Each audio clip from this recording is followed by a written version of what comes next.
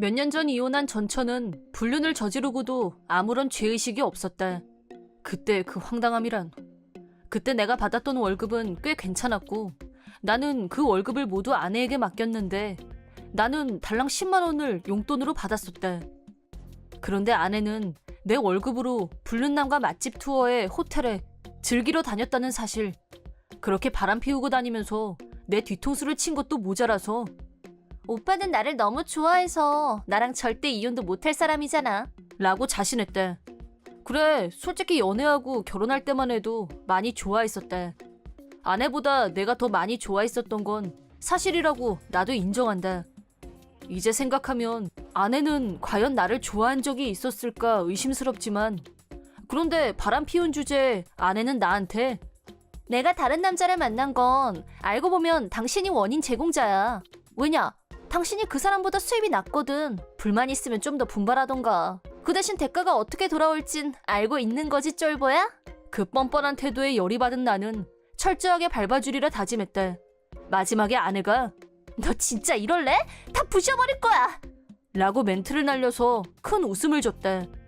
그때 당시 내 월급은 세금 공제하고 370만 원, 내 나이 29살이었다. 나보다 더 많이 받는 사람도 물론 있겠지만 절대 적은 액수는 아니었다. 오히려 많이 받는 쪽이었다고 생각한다. 하지만 나는 외모 콤플렉스가 있었다. 외모는 중하위권쯤. 아내를 만나기 전에는 모태솔로나 마찬가지였고 이대로 가면 무릎에서 사리가 나올지도 모르겠다고 생각하고 있을 때 아내를 만나게 됐다. 친구 소개로 만났고 처음으로 나한테 다정하게 대해주는 여자를 만나고 나니 무한 감격 그 자체였다. 아내와의 연애가 시작됐고 나의 장점을 보여주기 위해 최선을 다했다. 아니, 목숨 걸고 매달렸단 표현이 어울릴 거다. 데이트를 위해서 완벽하게 계획을 짰고 현장 답사까지 꼼꼼히 매번 고급 레스토랑에서 분위기를 잡았다. 내가 완전 공주 취급을 해서 그랬는지 아내도 기분이 완전 업된 상태였고 사실 프로포즈는 아내가 먼저. 오빠, 나랑 결혼할래? 오빠 정도면 내가 결혼해줄 수도 있어. 근데 나 결혼하면 전업주부 할 거야. 그렇게 말했다. 솔직히 나는 아내한테 완전히 빠져 있었고 결혼하고 싶은 마음이 간절했기 때문에 앞뒤 잴 것도 없이 무조건 오케이였다. 그만큼 나는 진심이었고 간절했다. 그런데 막상 결혼을 하고 나니 이상과 현실은 너무나 달랐고 현타가 왔다. 한마디로 자기 외에는 아무한테도 관심이 없는 여자라는 걸 비로소 알게 됐다. 아내는 본인의 희망사항에 따라 전업주부가 됐고 거기까지는 좋았다. 아내가 일을 하지 않아도 수입은 넉넉했고 그건 나도 이미 인정한 거니까. 문제는 나를 대하는 아내의 태도에 있었다. 일상적으로 내가 좀 피곤하긴 한데 밥 해줄까? 걔 귀찮았는데 어쩔 수 없이 집안일 내가 해줬다? 라고 어딘가 늘 나를 위해서 내려다보는 말투였다. 그나마도 어쩔 땐 집에 먹을 게 없을 때도 있었고 집안이 엉망이었던 적도 부지기수. 그 모든 건 아내의 기분에 달려있는지라 기분파 아내의 비위를 맞추며 아침부터 나는 애걸복걸. 그러면 그래, 내가 한번 해주지 뭐, 그런 식이었고 지금 생각해보면 어떻게 그렇게 살았나 싶다. 하지만 나는 아내한테 푹 빠져 있었고 아침에 일어나서 당신 힘들겠지만 내가 먹을 밥 만들어주면 참말 좋겠다. 청소도 좀 해주면 진짜 고마울 것 같은데 해줄 수 있어? 청소는 자기가 해야 반짝반짝 윤이 나거든. 뭐 이런 식으로 어르고 달래고 폭풍 칭찬으로 아내를 춤추게 만들었다고나 할까? 그런데도 아내는 얼마 안 되는 내 용돈을 줄였다. 그것도 일방적으로. 오빠, 용돈 20만 원이나 필요해? 10만 원으로 줄여. 라고 했을 때는 나도 못 참고 그만. 그건 절대 안 돼. 나도 사회생활이란 게 있는데. 라고 반항하자 되차게 따기 세례를 받았대. 내 월급이 적은 것도 아니고 이미 아나바다 정신으로 살고 있는데 거기서 더 용돈을 깎이다니 살맛이 나지 않았대. 하지만 그것까지도 아직 참을 수 있었대. 내가 반한 여자의 말이니까, 이런 나랑 결혼해준 게 마냥 고마웠으니까. 그러던 어느 날 자기가 바람을 피웠단 사실을 자기 입으로 커밍아웃했다. 여전한 말투와 나를 무시하는 태도로 당신처럼 연봉도 별로 안 되는 남자에 비하면 그 사람은 황태자야. 한마디로 당신하고 그 사람은 하늘과 땅 차이라고. 라고 말하는 걸 보면서 이건 정상이 아니야 라는 생각이 들면서 그럼 차라리 이혼을 하자 라고 말했대. 아내는 어머 너무 좋다 라면서 신이 나서 누가 묻지도 않았는데 불륜남 자랑을 한도 끝도 없이 늘어났대. 하지만 나는 그 순간을 놓치지 않고 녹음했대. 지금까지 희생을 감수하면서 아내를 위해 최선을 다해왔지만 바람난 아내는 더 이상 참아줄 수 없었대. 위자료도 청구하고 이혼하자는 쪽으로 생각을 전환했대. 아내의 커밍아웃 후 통장 조사에 들어갔는데 아니나 다를까 이미 5천만 원 정도가 탕진된 후였대. 누군 용돈이 10만 원으로 삭감됐는데 이게 뭐야? 그래서 녹음 파일을 증거로 변호사를 찾아가 철저하게 준비를 마쳤는데 그걸 눈치챈 아내가 다 부숴버릴 거야! 라고 빽소리를 치더니 죽이기라도 할 기세로 나한테 달려들었지만 나는 여유있게 피했고 이제 내 와이프도 아니고 위자료는 물론 네가 갖다 없앤 돈까지 다 받아낼 거니까 그렇게 알아 라고 했더니 완전 난리도 아니었다. 이제와 돌이켜보니 결혼 생활 내내 나는 정말 바보였던 것 같다. 퇴근 후에는 아내가 좋아하는 케이크를 사들고 가서 그녀를 웃게 해주고 싶었고 쉬는 날에는 맛집을 찾아서 아내와 같이 외식을, 연휴에는 여행 가려고 아내 몰래 돈도 모으고 그런 나의 노력을 아내는 우습게 보고 무시했었다. 그랬다. 아내 앞에 애써 고른 케이크를 내밀자 아내는 나한테 에? 나 지금 생크림 과일 케이크 먹을 기분 아니야. 가서 다른 걸로 사와. 라고 오래간만에 외식하러 가자고 하면 뭐 외식? 안 가. 당신하고 같이 나가면 사람들이 날 뭘로 보겠어? 라고 했었다. 결정적으로 쥐꼬리만한 용돈을 아껴 쓰면서 조금씩 모은 돈으로 여행 계획을 세우고 야심차게 아내에게 서프라이즈를 했으나 헐, 웬 서프라이즈 여행? 됐거든. 차라리 그냥 돈으로 줘. 친구랑 다녀오게. 라면서 진짜 돈만 가져가더니 진짜로 자기 친구랑 같이 여행을 갔다 온 적도 있었대. 내 월급은 대체 어떻게 쓰고 있는 건지, 벼룩에 간을 내먹지 내 용돈마저 가져가다니. 불륜을 저지른 대가로 아내는 물론 불륜남에게 그에 상응하는 대가를 치르게 해줬대. 알고 보니 불륜남도 기혼자였고 아내가 묻지 않아도 알아서 신상을 다 알려줬기 때문에 불륜남 집으로 불륜 사실에 관한 내용 증명을 보냈대. 게다가 불륜남은 처갓집에서 처가살이를 하고 있는 처지였는데 불륜 사실은 자기 와이프뿐 아니라 처갓집 식구들한테도 모두 들통이 났고 당황한 불륜남은 나한테 당신 때문에 내 사생활이 어떻게 된 줄 알아? 나도 위자료 청구할 거야! 라고 뻔뻔하게 나왔지만 막상 그런 게 용납될 리 없다는 걸 알고는 멘붕이 온 모양이었다. 그리하여 나는 불륜남에게 3천만 원, 아내에게도 3천만 원의 위자료를 청구했다. 아내는 나한테 니까짓 게 주제도 모르고 어디서 나한테 위자료를 달래? 내가 결혼해주고 같이 살아주고 그동안 내가 낭비한 시간이 얼마나 되는 줄 알아? 위자료를 받아야 될 사람은 나야! 라면서 비상식의 극치를 보여줬는데 이때 장인 장모가 등장. 장인 장모는 내가 고연봉에 안정적인 직장에 다니고 있다는 걸 아주 자랑스럽게 생각하시는 분들이었대. 또 자기들 딸이지만 성격이며 사고방식에 문제가 많다는 건 부모로서 누구보다 더 잘 알고 있었고 이런 자기 딸을 사랑해줘서 고맙다고 늘 말씀하셨었대. 그런데 결국 자기 딸이 불륜을 저질렀고 그것도 모자라서 말도 안 되는 이유로 나한테 위자료를 청구하자 장인어른이 화가 나서 아내가 나한테 따지는 걸 보다가 아내의 뺨을 올려치셨대. 너는 네가 한서방 때문에 얼마나 호강하면서 살았는지 아직도 모르겠냐? 지 복인 줄도 모르고 지 발로 자르면서 아직도 무슨 짓을 한 건지 모르겠어? 나도 네 엄마도 이제 너 안 볼 거다. 앞으로 살면서 두고두고 반성하면서 살게 되겠지. 다시는 내 집에 얼씬도 할 생각 마! 라고 아내를 단호하게 손절하셨대. 결국 아내는 나한테 갚을 위자료 때문에 상당한 빚을 지게 됐고 지금은 심야 편의점 알바와 청소원 알바를 하면서 낡은 원룸 아파트에서 초라하게 살고 있다고 한다. 다 자업자득이다. 나한테 했던 막대먹은 태도, 폭언 제조기였던 아내.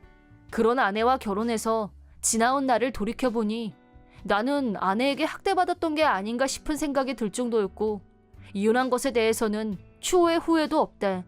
아내와 이혼하게 된 경위를 동료들한테 얘기하자 어떻게 그러고 살았어? 이혼하길 100번 잘한 일이다. 라고 말했다. 지금은 예전보다 결혼 정년기도 많이 올라갔고 나한테도 재혼의 기회가 올 거라고 믿고 싶다. 좋은 만남이 있길 바라면서 말이다. 큰아버지네 인간말종 아들 사촌 오빠가 언니를 겁탈하려다가 생긴 황당한 일. 우리 집은 할머니, 할아버지, 엄마, 아빠, 언니, 나 6식구가 함께 살았고 언니는 고3, 나는 중학생이었다. 차남인 아빠는 큰아버지랑 형제였고 큰아버지한테는 아들이 하나 있었다. 몇 년 전 일이지만 큰아버지 가족이 명절에 우리 집에 와서 묵은 적이 있었다. 우리 집은 엄청 시골이어서 버스가 하루에 3번밖에 안 다녔다. 하지만 나는 이런 시골인 내 고향이 좋았다. 동네에 주민이 적어서 서로 다 아는 얼굴들이었고 모든 주민들이 나의 어릴 적 모습을 기억해주고 모두가 친척이나 다름없는 이곳을 떠나 도시로 가고 싶다는 생각도 안 해봤다. 하지만 큰아버지는 깡촌이라고 무시하며 고향을 떠났고 차남인 아빠가 가업인 농업을 이어받았다. 비록 벽지이긴 하지만 모두 열심히 일한 덕분에 소득도 좋았고 우리 집 경제 수준은 나름 넉넉한 편이었다. 엄청 부자는 아닐지언정 부족함 없이 지금까지 자랐다. 하지만 우리가 잘 사는 게 배가 아팠는지 큰아버지 부부는 집에 오더니 돈 얘기로 집안 분위기를 어둡게 만들었다.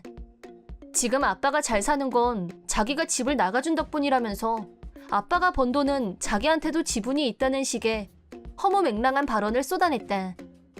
농사일로 수익을 창출해낸 건 순전히 엄마랑 아빠가 열심히 일한 덕분인 거고 농사가 싫다고 도시로 떠난 건 본인 자유 아니었나 하는 생각이 들었다. 그해 설날에도 명절을 핑계로 집에 와서 밤 늦게까지 돈 얘기로 싸움을 걸었다. 아빠도 화가 나서 형한테 줄 돈은 한 푼도 없다고 언성을 높였고 집안에서 난 소리가 밖에까지 들리자 동네 주민이 놀라서 경찰에 신고할 정도였다. 하지만 그 후에 더 엄청난 일이 기다리고 있었다. 큰아버지의 아들인 사촌 오빠는 큰아버지 미니어처나 다름없었고 말하자면 무개념 막말 제족이었다. 우리 집에 올 때마다 나하고 언니한테 촌년, 촌티 개쩌네 어쩌고 하면서 여기 인터넷은 터지냐? 그러면서 이런 데서 살면 바보 되기 딱 좋다면서 무시했대. 그러면서 자기는 강남에서 잘 나가는데 친구들이 다 금수저라 앞으로도 인생 탄탄대로라고 떠벌리면서 우리 자매를 완전 개무시했대. 내가 분명히 말해두는데 인터넷 빵빵 터지거든? 우리도 필요한 건 인터넷으로 주문하면 웬만한 건 집에서 다 받을 수 있고 완전 편해. 인터넷만 있음 지구 반대쪽 사람들하고도 마음만 먹으면 다 소통할 수 있는데 시골이라고 해서 못할 일은 하나도 없다. 그런 이유로 나와 언니는 이 인간을 진짜 싫어했다. 그래봐야 며칠만 참으면 다시 안 볼 인간이라고 생각하고 적당히 흘려듣고 참았다. 한편 사촌 오빠는 언니랑 동갑이었다. 촌년이라고 무시했지만 우리 언니는 내가 봐도 아이돌급 외모에 키도 크고 날씬했다. 그리고 재수탱 사촌 오빠가 언니를 불량한 눈길로 힐끔힐끔 훔쳐보는 걸 나는 이미 감지하고 있었다. 언니가 샤워하러 욕실로 들어가면 무슨 일이 있는 것처럼 욕실 근처를 어슬렁거리는 걸 보면서 열나 재수 없다고 생각하고 있었다. 그런데 이상한 소리가 들려서 눈을 떠보니 새벽 3시 요란한 소리가 나는 곳은 언니 방이었다. 나뿐 아니라 식구들이 못 웃겠다. 놀라서 언니 방으로 뛰어들어가자 옷차림은 엉망이었지만 난 언니가 헤라클레스인 줄. 마찬가지로 옷이 걸레가 된 사촌 오빠를 언니가 밟고 있었다. 이거 무슨 바퀴벌레인 줄. 하지만 우리는 방금 전 무슨 상황이 벌어졌었는지 직감했다. 방바닥에는 밧줄까지 굴러다녔다. 우리는 아무 말도 안 했는데도 사촌놈은 언니가 먼저 유혹했다. 자기는 아무 잘못 없다. 그러면서 끝까지 아니라고 했다. 하지만 자기가 유혹하면서 밧줄까지 갖다 놓는다는 건 앞뒤가 안 맞았다. 그런 사촌놈을 눈에 쌍심지를 켜고 보고 있던 언니는 자고 있는데 와서 덮치길래 정당방위를 했을 뿐이라고 담담하게 말했대. 보나마나 식구들이 다 자는 틈을 노려서 언니한테 못된 짓을 하려고 한밤중에 언니 방에 몰래 침입한 것 같은데 하나만 알고 둘은 모르는 어리석은 사촌놈. 언니는 그렇게 만만한 상대가 아니었대. 밧줄로 묶으려고 협박했을 때 이건 위험하다고 판단한 언니는 순순히 말을 듣는 척하다가 상대가 방심한 사이 제대로 반격한 모양이었대. 그 증거로 그 잘난 코가 다른 방향으로 꺾여 있었대. 사실 언니는 보기엔 아이돌 뺨치는 외모이지만 얼마 전까지는 매일 도장에서 땀을 흘리던 공수도 유단자 최강 선수였다. 지역 대표로 시합도 나가고 이 구역에서는 다 알 정도로 유명한 건 물론 전국대회에 출전해서 상까지 받은 실력자였다. 큰아버지 부부는 자기 아들이 무슨 짓을 했는지는 생각도 안 하고 하나밖에 없는 귀한 아들을 엉망으로 만들었다며 난리를 쳤대. 어디서 촌딱 주제에 네가 우리 아들 꼬셨지? 라면서 적반하장으로 나왔지만 언니는 누구보다 침착했고 엄마 아빠한테 경찰과 구급차를 부르라고 했대. 어찌됐건 무사했으니 다행이지 않냐며 경찰까지 부를 게 뭐 있냐고 할머니가 정색을 했지만 언니는 도깨비 눈을 뜨고 할머니를 노려봤대. 제가 타겟이었으니까 무사했던 거죠. 만약에 제 동생이었으면 어떻게 됐을 것 같으세요? 라고 외쳤대. 할머니가 경찰이란 말에 경기를 일으켰던 건 경찰까지 출동했다는 게 알려지면 이미 결정된 언니의 취직 자리에 문제가 생길까봐 그게 걱정돼서였다고 하셨지만 언니가 나였으면 이라고 했을 때 숨이 멎는 것 같았대. 나는 힘도 없고 언니처럼 격투기가 출중한 것도 아니고 아마 100% 나를 지키지 못했을 것이다. 만약 내가 피해자였다면 틀림없이 나는 지금쯤. 그런 생각이 들자 갑자기 온몸이 벌벌 떨렸다. 잠시 후 구급차와 경찰차가 도착했다. 사촌놈은 병원에 갔고 우리는 경찰에 사건 경위를 설명했다. 큰아버지는 그냥 애들끼리 장난 좀 친 거라고 변명했지만 언니는 파자마 위에 코트를 걸치고 있다가 코트를 벗어 보이면서 이 꼴이 장난 좀 친 걸로 보이세요? 라고 말했다. 언니의 돌발 행동에 경찰관도 당황하면서 조금 놀란 것 같긴 했지만 알았어요. 그만 됐습니다. 라고 하면서 여성 경찰관을 불렀다. 언니의 파자마는 단추가 다 뜯겨나갔고 브래지어도 절단된 상태였다. 그런데도 남자 경찰 앞에서 코트를 벗어 보이면서 자신이 피해자라는 걸 알리려고 하다니 지금 다시 생각해도 언니는 정말 대단한 것 같다. 그리고 증거물로 밧줄과 나이프, 만일을 위해 언니는 만지지 않았다를 제시했기 때문에 경찰은 언니의 주장을 의심하지 않았다. 나중에 온 여성 경찰관이 언니한테서 좀 더 자세하게 질문했고 어느 정도의 피해를 입었는지 파자마 차림 상태로 꼼꼼히 체크했다.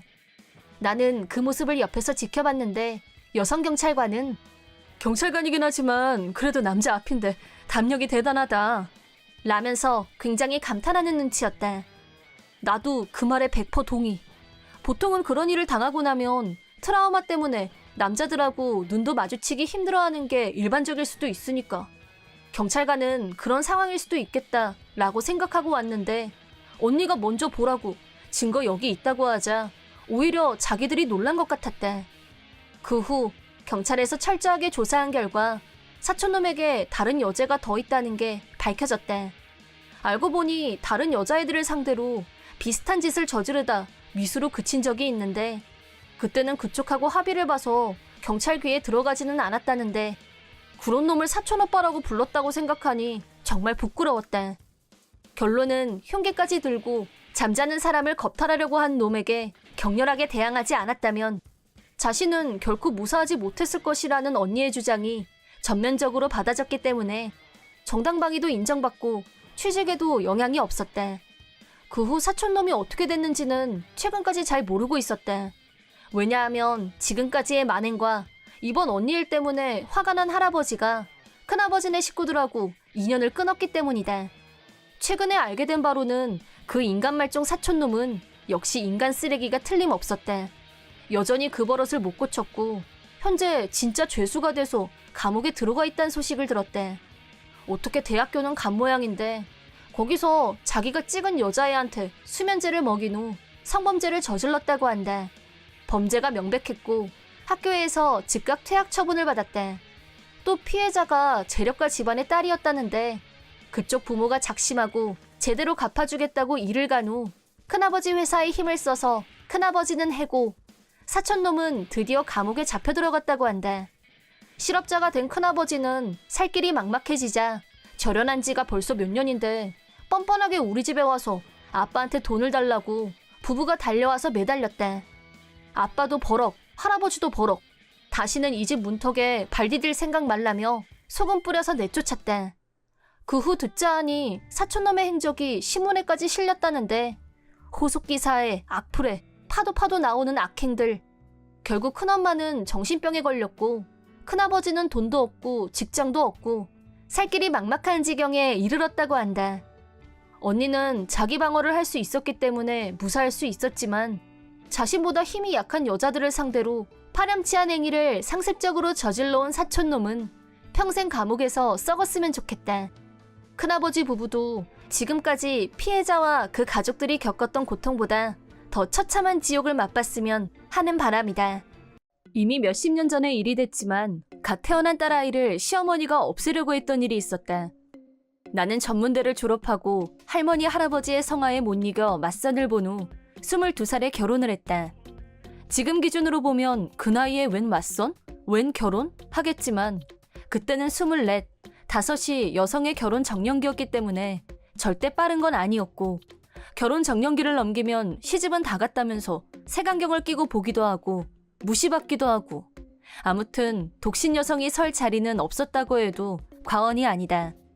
맞선 상대와의 취미 생활이며 결혼관, 자녀간에 관한 것까지 제법 대화가 통했고 결혼을 결정하기까지 그다지 많은 시간은 걸리지 않았다. 결혼하기로 한 후에도 처음부터 나를 탐탁치 않게 생각했던 시어머니는 영 달가워하지 않았고 남편과 가족들에게 내 험담을 늘어놨다.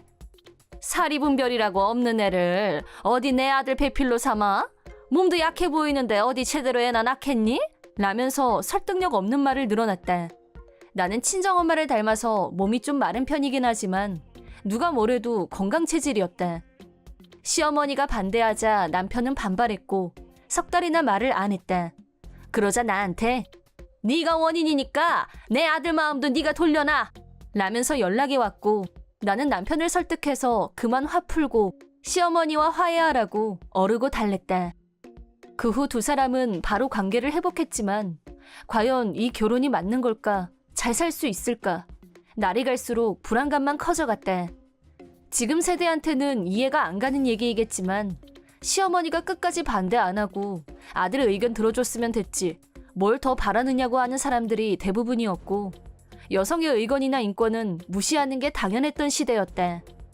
그래도 엄마는 내 편을 들어줬고 몸도 약하고 지병이 있어서 시집을 보낼 수 없다며 결혼을 반대하고 나섰고 엄마 나름대로 최선을 다해 나를 지켜주려고 했지만 아빠, 할머니, 할아버지의 반대를 넘어서기에는 역부족이었다. 혼사가 어긋나면 부모 자식 연을 끊겠다. 감히 어른들 뜻을 거스를 생각이냐 등등 결국 등 떠밀려서 결혼을 했다. 맞선으로 맺어진 사이였지만 다행히 남편만큼은 나를 아껴줬고 다정다감했다. 결혼하고 두 아들아이가 태어난 후에는 자상하고 좋은 아빠였고 그때는 남편이 출산이나 아이들 입학식 같은 행사에 참석하는 일이 별로 없었는데도 남편은 항상 가족을 최우선으로 생각해줬다. 하지만 시어머니는 여전히 나를 미워했고 남편이 옆에 없을 때는 시어머니 노릇을 톡톡히 하면서 온갖 험한 말을 다 했다. 시어머니가 어떻게 나오던 모든 것을 다 참으면서 견뎠지만 급기야 매질까지 당했을 때는 더 이상 못 참고 남편한테 말했다. 남편은 내가 어머니한테 단단히 말해둘게. 손직원까지 할 줄이야. 당신 너무 힘들게 해서 정말 미안해. 라고 시어머니 대신 사과했다. 그런 남편을 보면서 세상엔 고부간의 문제로 고통을 겪는 부부들이 많은데 그나마 나는 좋은 남편을 만나서 정말 불행 중 다행이라고 생각했었다. 하지만 셋째 아이를 낳은 후 문제가 생겼다. 출산 전 이미 뱃속의 아이가 딸이란 걸 알았고 남편은 드디어 딸아이가 태어난다면서 들떠서는 이름은 자기가 지을 거라면서 딸아이가 태어나기만을 손꼽아 기다렸다. 시어머니도 은근히 좋아하는 눈치였다. 그렇게 모두가 학수고대하던 딸아이는 중증 장애를 갖고 태어났다. 시어머니는 딸아이한테 장애가 있다는 말을 듣자마자 의사한테 아직 처리 가능하죠? 잘 좀 부탁드릴게요. 라고 거의 반자동으로 말했고 남편은 침묵만 지키고 있었다. 의사는 그건 할 수도 없고 해서도 안 되는 일입니다. 잘 키워주셨으면 합니다. 라고 하자 그럼 돈을 얼마나 드리면 처분이 가능할까요? 라면서 시어머니는 자기 뜻을 굽힐 생각이 없어 보였다. 이제 막 태어난 핏덩이를 두고 어떻게 그런 말을 아무렇지도 않게 할 수 있는지 이렇게 사랑스러운 아이의 생명을 함부로 빼앗으려 하다니 분노로 몸이 떨렸다. 의사는 그런 시어머니한테 완전히 질린 표정이었고 나를 애처로운 눈으로 바라보는 게 느껴졌다. 병실로 돌아온 후 시어머니는 거봐라, 내가 뭐라고 했어? 이렇게 부실해 보이는 여자가 애나 제대로 낳겠냐고 내가 했어 안 했어? 그래서 내가 이 결혼을 처음부터 반대했던 거 아니냐고? 라면서 목에 핏대를 세우면서 기세등등하게 말했고 남편은 시어머니의 모든 말에 끝까지 침묵으로 일관했다. 첫째 아이도 둘째 아이도 건강하게 낳았는데 셋째가 장애를 갖고 태어나자 태도가 돌변해서 마치 기다렸다는 듯이 한바탕 퍼붓는 시어머니는 당연히 용서가 안 됐지만 지금까지 시어머니에 대해 아무 말도 아무 표현도 하지 않는 남편에게 큰 실망감을 느꼈다. 최근에야 알게 된 일이지만 최신 연구 결과 딸아이가 선천적으로 갖고 태어난 장애는 부친 쪽의 유전으로 인해 생기는 경우가 많다고 밝혀졌다. 하지만 그 당시에는 전혀 그런 사실을 몰랐었다. 출생과 동시에 투병 생활이 시작된 지 2년 4개월 만에 딸아이는 조용히 눈을 감았다. 태어날 때부터 늘 아프기만 했던 딸아이의 장례식은 가족장으로 조용히 치렀다.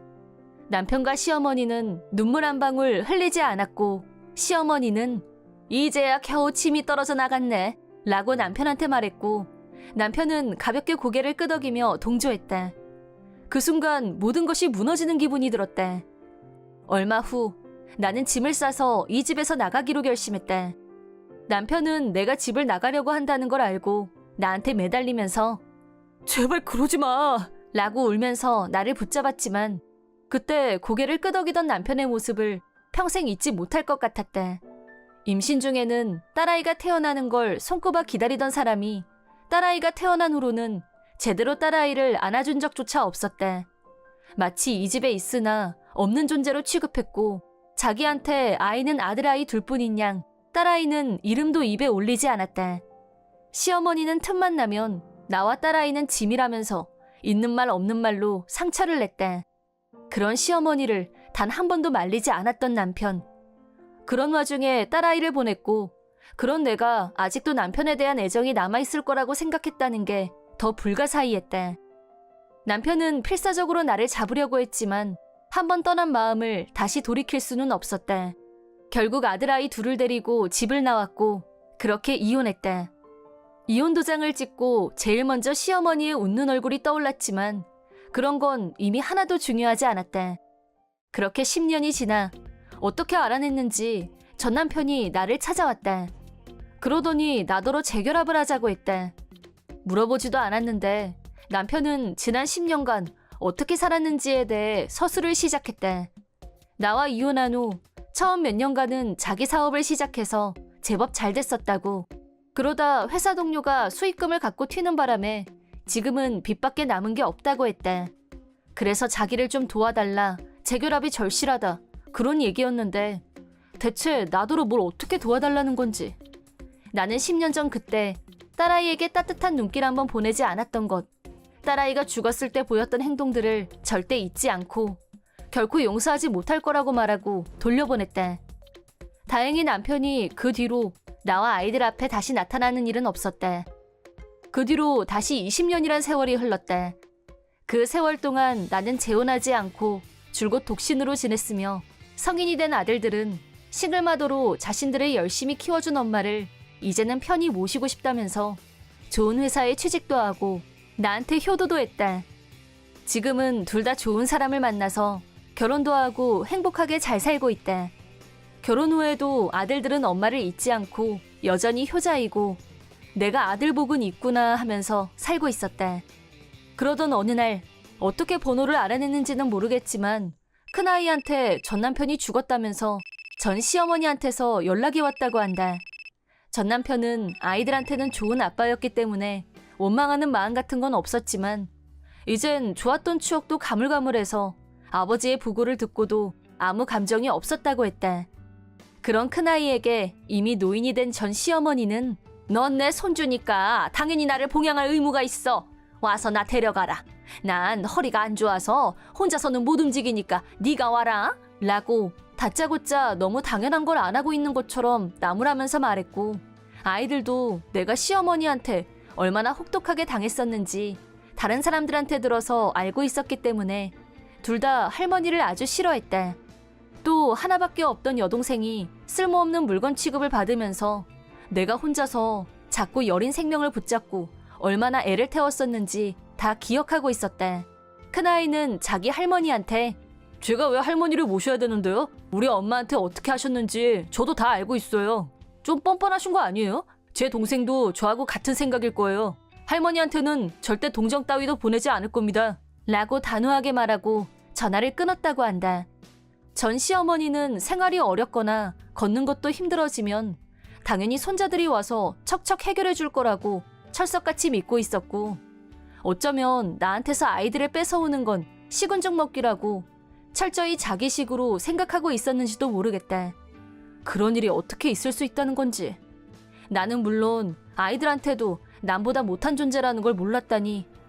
그 후 들리는 소문에 의하면 전 시어머니는 빚을 못 갚아서 연금도 차압을 당했고 불황자나 다름없는 행색으로 공원이며 역 근처를 헤매고 다닌단 말을 들었지만 그거야말로 자업자득이라고 생각한다. 전 시어머니는 지금 지옥 같은 하루하루를 보내고 있겠지만 아마도 저 세상에 가는 날이 오면 그땐 진짜 지옥에 떨어질 거라고 믿어 의심치 않는다. 사이다 무비튼. 나는 평범한 회사원이고 영세기업에서 일하고 있기 때문에 보너스도 없고 생활비며 정기적으로 돌아오는 자동차 정기검사를 비롯 돈이 들어갈 것을 대비해 근검절약으로 똘똘 뭉쳐 있었다. 그런 내가 자주 가는 식당은 동네 규동집. 싸고 맛있고 배부르고 나한테는 사막의 오아시스 같은 존재나 다름없었다. 그런 소중한 규동집에 갔을 때 일이다. 나는 그 집 단골이었고 항상 앉는 고정 위치에 착석한 후 나의 최애 착한 가격 4,800원짜리 규동 곱빼기를 시켰다. 그때 나와 같은 타이밍에 혼자 온 여자 손님이 장어덮밥 특선을 주문. 푸딩을 뒤집어 놓은 것 같은 샛노란 머리에 머릿결은 거칠거칠, 반바지에 반팔, 다 떨어진 헬로키티 슬리펀지 샌들인지를 신은 꼴을 보고 있자니 한심 그 잡채. 사람을 겉모습만 보고 판단하는 게 잘못인 건 알지만 나 같은 직장인도 엄두를 못 내는 장어덮밥 특선을 보기에 돈이 있을 것 같지 않은 이 여자 손님이 주문하는 걸 보고 내심 놀랐다.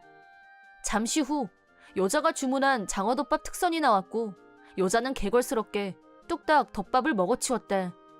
그 모습을 곁눈질러 보면서 진짜 맛있겠다. 로또라도 맞았나? 은근히 부러워하면서 나의 최애 규동을 맛있게 다 비웠다. 계산을 하려고 할 때도 그 여자가 내 앞에 서 있었다. 11,800원입니다. 응? 계산 잘못된 거 아니에요?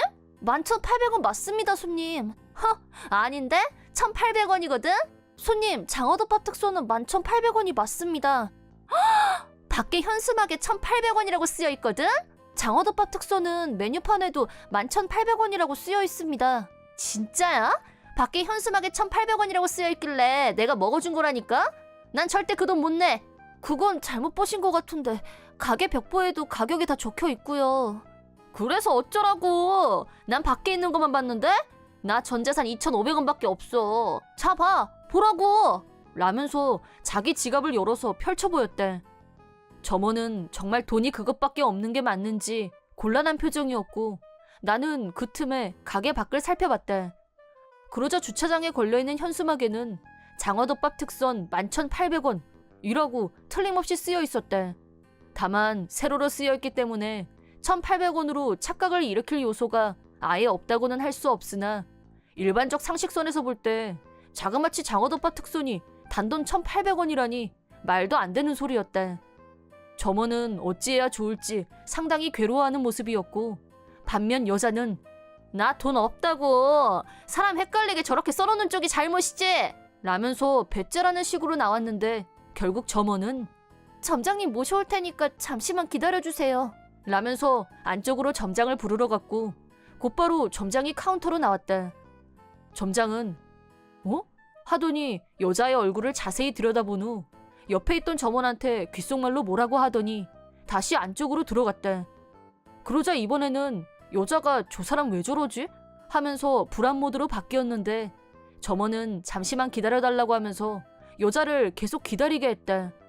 나는 어쩐지 쉽게 끝날 것 같지 않은 느낌적인 느낌이 왔고 빨리 계산하고 집에 가자는 생각에 저기요! 하고 점원을 불렀다. 그러자 여자가 뒤를 돌아봤다. 여자는 나를 보더니 갑자기 표정이 부드러워지면서 눈을 동그랗게 올려뜨더니 말을 걸었다. 저기 오빠. 에? 저요? 왜 그러세요? 짐작컨대 이 여자는 여자라는 것을 무기로 내세워 나를 꼬시려는 작전? 아니면 아주 뻔뻔하게 나한테 계산을 하게 하려는 작전이 아니었을까?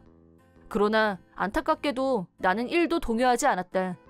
그 이유는 눈을 동그랗게 올렸던 그 여자의 얼굴은 호러였다.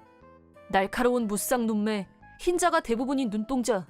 본인은 최대한 예쁜 척 눈꼬리를 올려가며 여자 하려고 했으나 무리수였고 내겐 공포였다.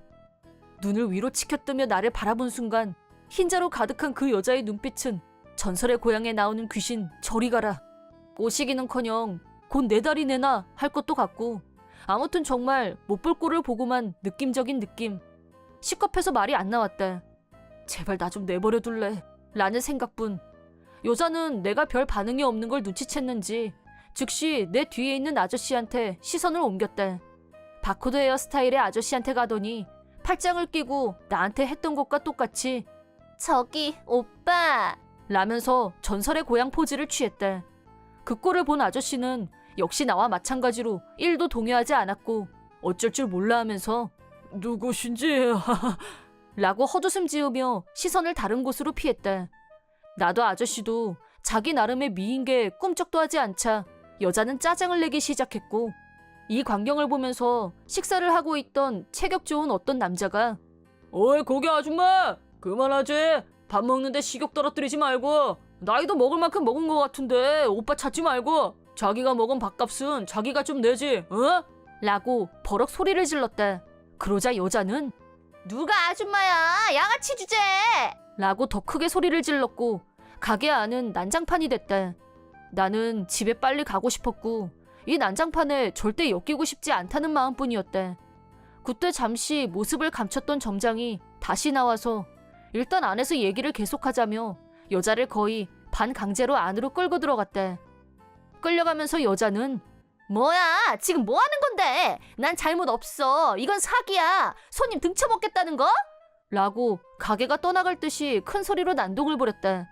여자가 안으로 들어가고 다시 가게 안이 조용해지자 아까 그 점원이 손님들에게 사과를 했고 나는 계산을 한 뒤 가게에서 나왔다. 그리고 일주일 후 다시 그 규동집에 갔는데 내가 가게 안으로 들어가자 그때 그 점원이 있었고 서로 알아본 것 같았는데 잠시 후 점원이 나한테 오더니 지난번에는 불편을 끼쳐드려서 정말 죄송했습니다. 라면서 다시 정중하게 사과했다. 그러고 나서 괜찮았어요? 라고 물어보자 작은 소리로 그때 일을 알려줬다. 그때 안쪽 사무실로 여자를 데리고 간 후 점장은 여자한테 다시 경위를 물었지만 여자는 여전히 자기 주장을 굽히지 않았다. 세로로 현수막을 써놓으니까 보기 불편하잖아. 장어덮밥 특선은 특히 비싸서 다들 먹고 싶어도 못 먹는데 일부러 애매하게 써서 눈속임으로 손님들한테 팔아먹고 재고 처분하는 거 누가 모를 줄 알고? 이게 사기가 아니면 뭐야? 피해자는 나라니까? 라면서 억지 주장을 굽히지 않았고 점장은 그건 터무니없는 주장이라며 여자 말에 휩쓸리지 않았다. 손님은 며칠 전에도 다른 체인점에서 세로로 걸린 장어덮밥 특선 현수막을 지적하셨고 세로로 쓰인 현수막은 바람에 흔들려서 가격이 잘 보이지 않는다면서 지불을 거부하셨다고 들었는데 맞습니까? 결론적으로 지난번에도 세로로 쓰인 현수막은 보기 힘들다고 클레임을 걸었지만 가격은 인지하고 계셨던 거 아닌가요? 난 몰라 그런 거. 하지만 다른 체인점에서 이미 현수막을 문제 삼으셨을 때부터 가격을 다 알고 식사를 하셨던 것 같은데요. 결론적으로 기억상실증에 걸리지 않는 한 똑같은 체인점에 와서 가격을 착각한다는 건 있을 수 없는 일 아닐까요? 난 모른다고 했잖아. 그러세요? 그럼 일단 경찰을 불러야겠네요. 잠깐. 보기보다 성급하네. 잠깐 착각한 걸 가지고 진짜. 어찌됐건 지금 계산할 돈이 없으면 무전 취식으로 간주됩니다. 라고 하고 정말 경찰을 불렀고 경찰이 도착하자 여자는 격렬하게 저항했다고 한다. 알았어 알았다고. 돈 내면 될 거 아니야.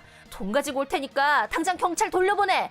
이거 놓으라고. 라고 마지막까지 격렬하게 저항했지만 경찰은 아주 익숙하게 네, 경찰서에 가서 천천히 말씀하세요.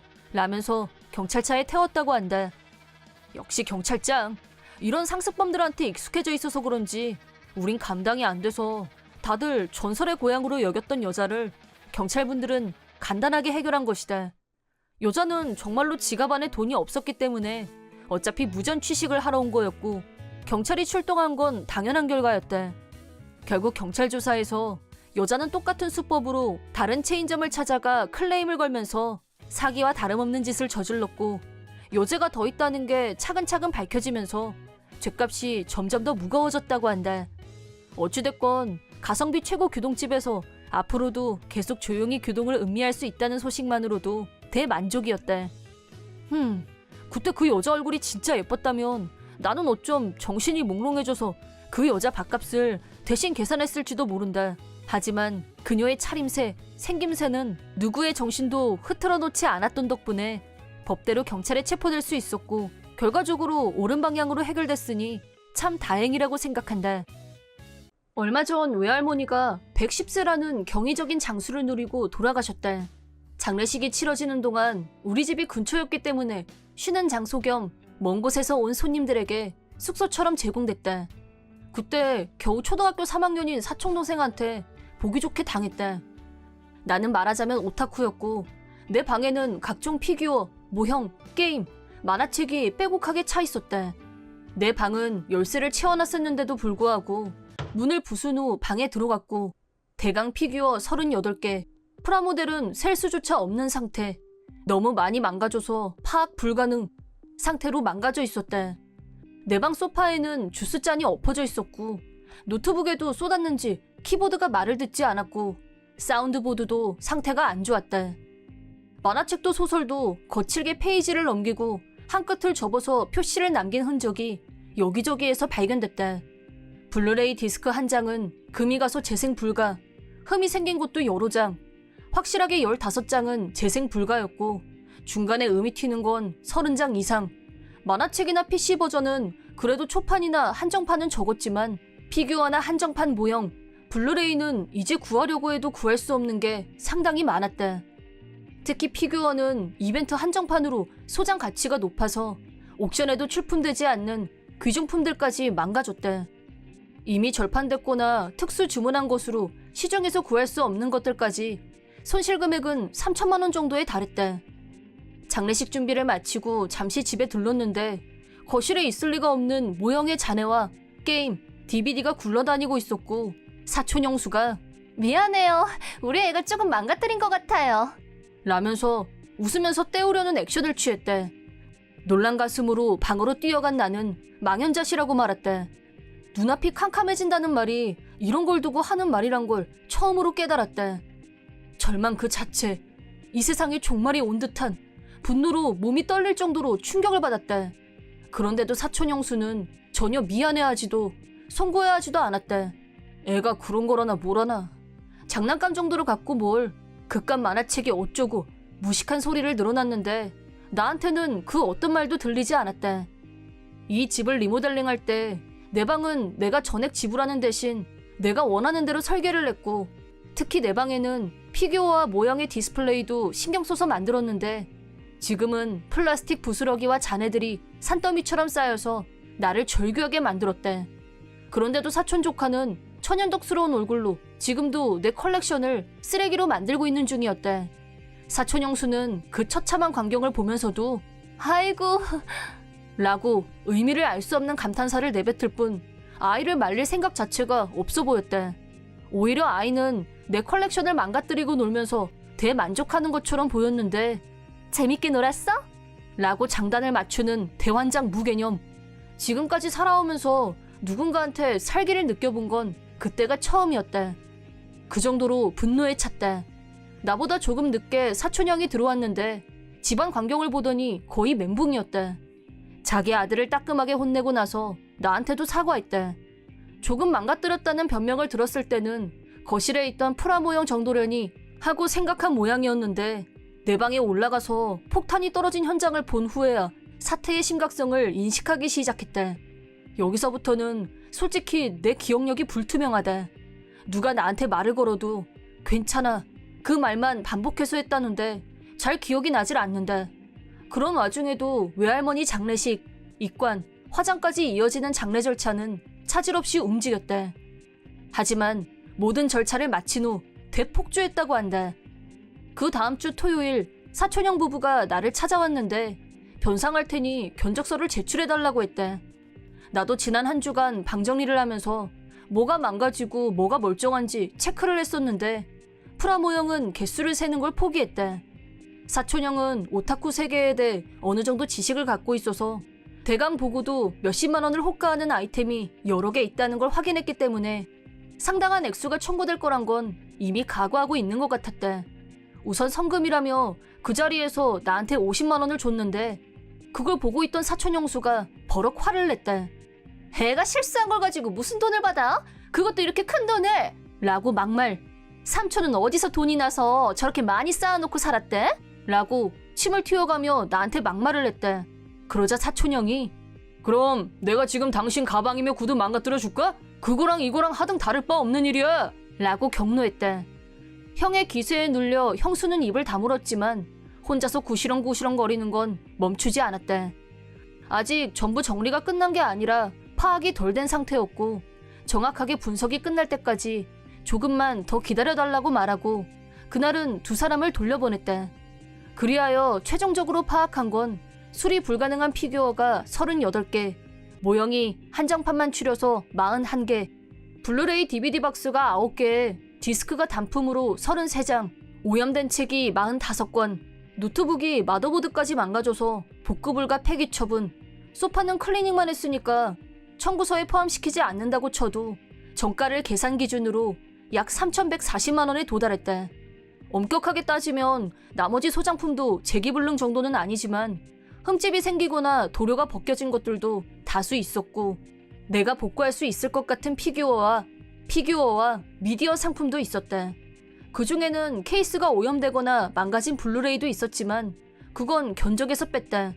그리고 또 모기동 전사 프라모델은 개수가 너무 많고 내가 복구할 수 있는 것과 할 수 없는 것을 판별하려면 시간이 더 걸리기 때문에 그런 것도 거의 견적에 올리지 않았대.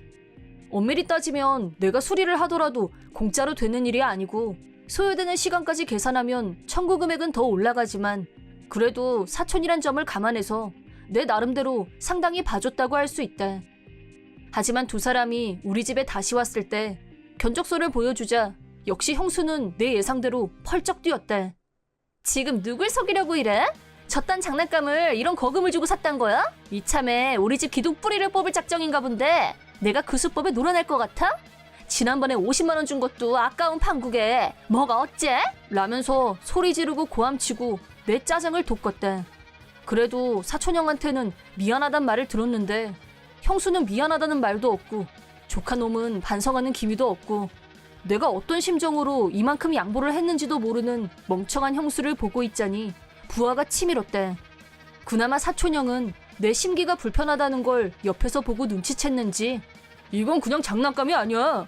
물건 가치도 모르면 가만히 있어. 우리 애가 무슨 잘못을 했는지 벌써 다 잊었어? 라고 형수한테 한마디 하더니 나한테 다시 미안하다. 내가 어떻게 해서든지 이 돈 갚을 테니까 용서해 주라. 라고 정중하게 머리까지 숙였대. 내 입장에서는 사촌 형수의 태도가 거슬렸지만 사촌 형이 진심으로 사과하는 모습을 보고 형 마음을 받아들이기로 했대. 그리고 다시 일주일 후 사촌 형이 내 통장 번호를 물어보길래 알려줬더니 바로 입금해줬대. 50만 원 가지고도 그 난리를 쳤는데 형수를 어떻게 설득해서 이 돈을 마련했는지 의문이었지만 그러고 나서 형수가 자기 무덤을 스스로 파는 일이 있었고 돈 문제는 그렇게 해결됐다고. 형과 형수는 돈 문제로 크게 마찰을 빚었는데 물론 형수는 절대 줄 수 없다는 입장이었고 형은 아이가 저지른 일은 부모가 책임지는 게 당연하다면서 대판 싸움이 났다고. 그러자 형수가 자기 편을 늘리려고 친정 부모님을 찾아갔는데 친정 부모님한테 이번 일을 말하면 자기 편을 들어줄 줄 알았으나 두 분은 애를 어떻게 받길래 몇 천만 원씩이나 청구서가 날아오냐고. 형을 불러서 다시 자초지종을 물었고 증거사진을 보여드리자 난장판이 된 집안과 금액을 듣더니 두 분은 다시 경악하시면서 곧바로 돈을 빌려주셨다고 한다. 알고 보니 형 장인도 왕년에는 나처럼 굿즈 수집에 열성이셨다는데 결혼 후에는 자기 취미에 몰입할 만큼 금전적 여유가 없어져서 그만두셨다고 한다. 하지만 굿즈의 가치는 알고 계셨대. 장난감이라고 해서 애들 가지고 노는 물건인 줄 알았는데 그게 아니지 않냐며 형수가 온갖 욕을 다 먹었다고 한다. 무엇보다 아이 교육을 어떻게 시켰길래 저 모양이냐. 친정 부모님이 돌아가면서 엄청나게 설교를 하셨다고 한다. 형수도 자기 아버지의 성난 모습을 보고 놀라서 막판에는 눈물을 보였다나 뭐라나. 형 장인어른은 물건의 가치를 잘 아시는 분이었는지 내가 상당히 인정을 베풀었단 것도 알아주셨고 정말 미안하다고 사과의 말씀까지 전해오셨대. 내가 열심히 수집한 애장품은 다시 돌아오지 못하지만 보상금도 받았고 나의 애장품의 가치를 알아주는 분이 있어서 다행이라고 생각하고 있대. 그 후 조카는 자기 외할아버지한테 엄하게 꾸지람을 당했고 당분간 외할아버지한테 인성교육을 단단히 받을 계획이라고 한다. 형수는 빌려준 보상금을 갚기 위해 반강제로 알바를 시작했다는데 돈을 다 갚을 때까지 편의점과 슈퍼에서 파트 근무를 할 거라고 한다. 다 자업자. 나는 아내와 둘이 살고 있고 결혼한 지 몇 년이 지났지만 여전히 신혼기분으로 살고 있었다.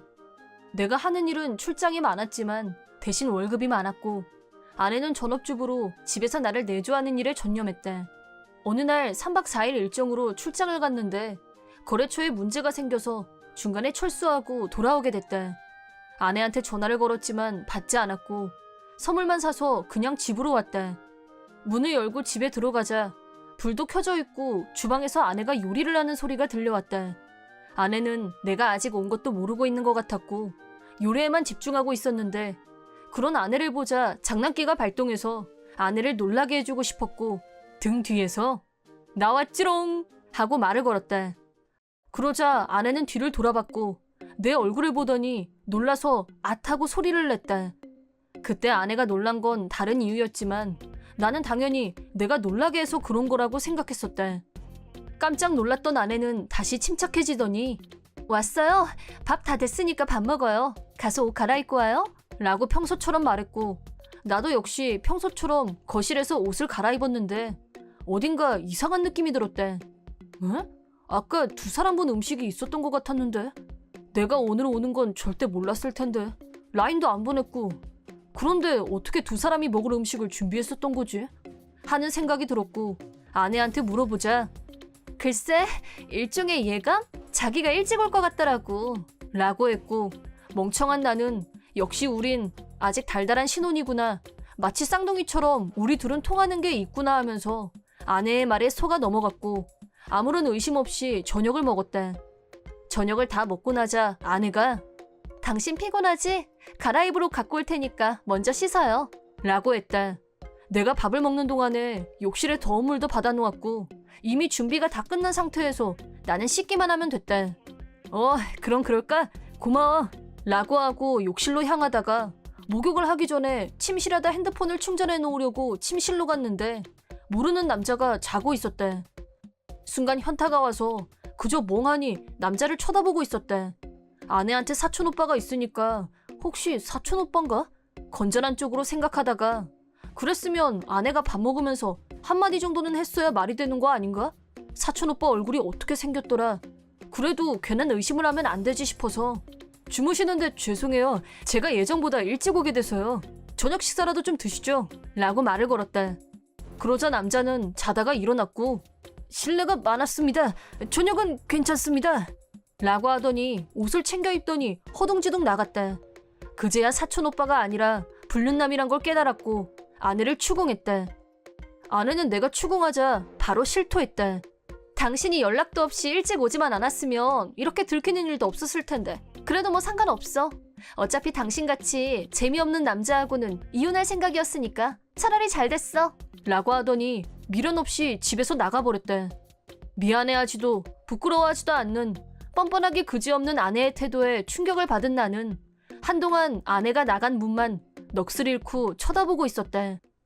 그날 이후로 아내는 집에 돌아오지 않았고 며칠 후 처가에서 이혼 서류를 우편으로 보내왔다.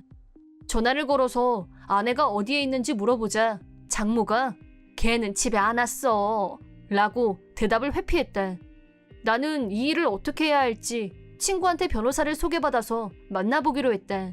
수수료로 우선 70만 원을 내야 한다고 해서 ATM에 돈을 찾으러 갔다가 멘붕. 은행 계좌 잔액이 달랑 20만 원이었다. 하는 수 없이 친구한테 사정을 말하고 50만 원을 빌려서 선불 수수료를 겨우 냈다. 집에 와서 인터넷으로 명세서를 봤더니 2,500만 원 정도의 돈이 여러 번에 걸쳐서 조금씩 아내 통장으로 입금이 된 정황이 드러났다.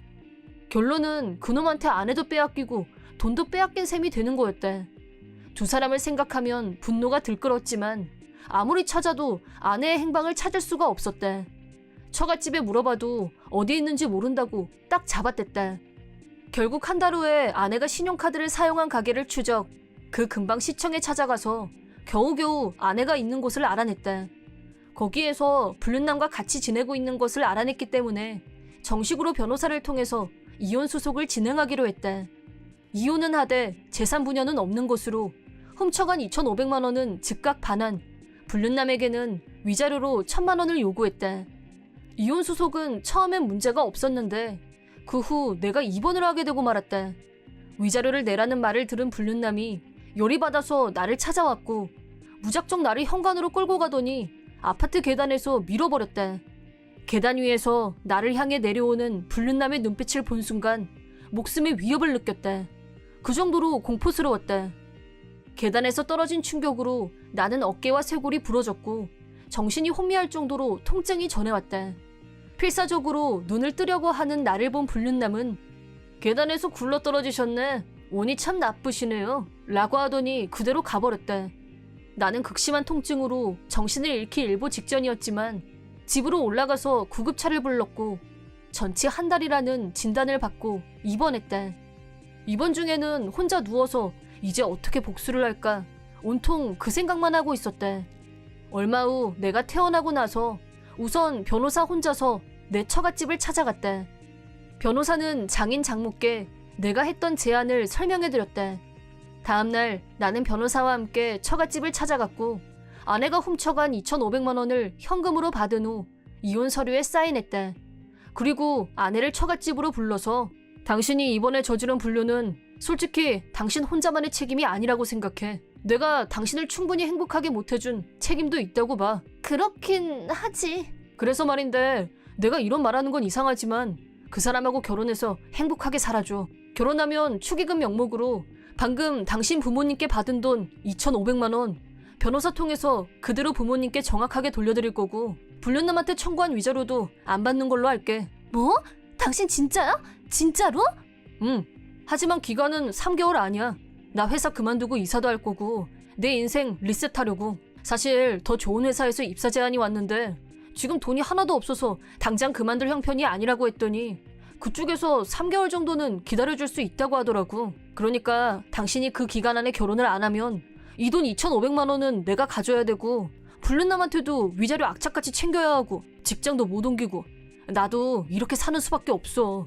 하지만 당신이 결혼하면 나도 석 달 안에 월급 받은 돈 모아서 이사도 하고 직장도 옮길 수 있어. 라고 그럴싸하게 설명하자 아내는 좋아 죽는 얼굴이었다. 그거 진짜 윈윈이네. 라고 반색. 그리하여 나와 이혼한 아내는 얼마 후에 불륜남과 재혼했다.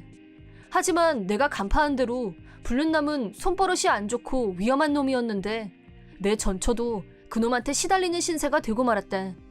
결국 폭력을 견디다 못한 전처는 얼마 안 지나서 나한테 연락을 했다. 당신 나 좀 살려줘. 그 자식이 나 때렸어. 그리고 당신이 돌려준 2,500만 원도 그놈이 다 갖다 써버렸어. 라고 징징거렸다.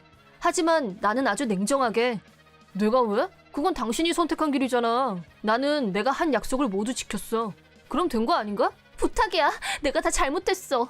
그 자식이 내 이름으로 여기저기서 돈도 왕창 빌리고 난리도 아니란 말이야. 나 당신하고 재결합하고 싶어. 역시 내가 사랑하는 사람은 당신뿐이야. 노 땡스. 그놈인지 그 자식인지 네 남편이니까 네가 알아서 해결해. 라고 하고 전화를 끊었다. 그리고 나는 불륜남을 처벌하기 위해 다음 단계에 착수했다. 변호사와 함께 지난번 폭행 사건을 경찰에 신고했고 위자료로 1,500만 원을 청구했다.